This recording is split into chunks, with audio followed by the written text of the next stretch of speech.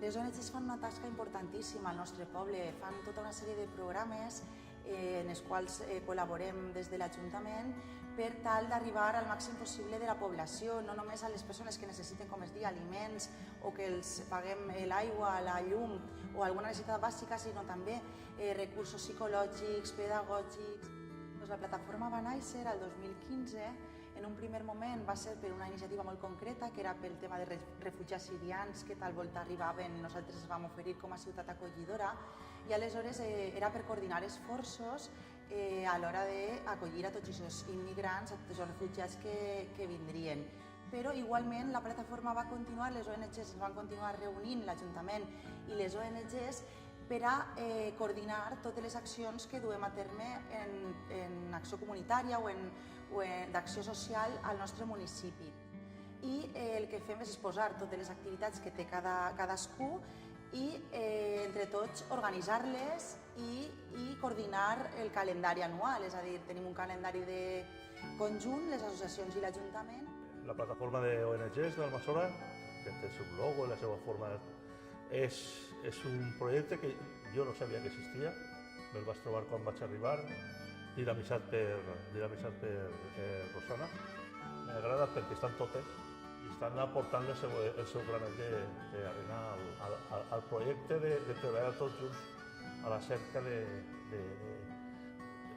d'oportunitats de millorar dins de la regió d'Almassora.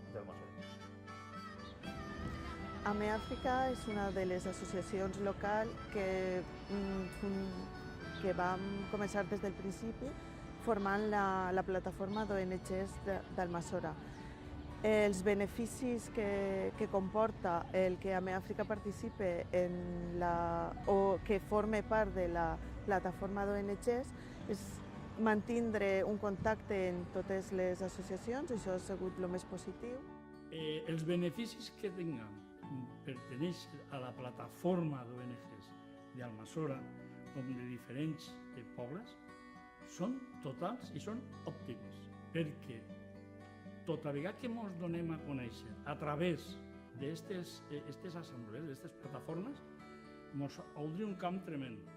Jo crec que el més important és donar a conèixer a través de les fires, de concursos, de cinefòrum, de coses d'aquest tipus, donar a conèixer la tasca que cada organització fa. Jo crec que la plataforma, sobretot per a organitzacions més xicotetes, és un element important, o un espai per poder compartir i per poder ajudar-nos uns a altres, no? I saber que no estem sols, que n'hi ha més gent, i després a vegades pot haver ajudes puntuals d'uns a altres. Lo que es una ventaja para nosotros desde la plataforma de ONGs es que es como un intercambio de información, porque de nada sirve que nosotros dentro de una asociación hagamos esfuerzos si luego somos como pequeña competencia, digamos.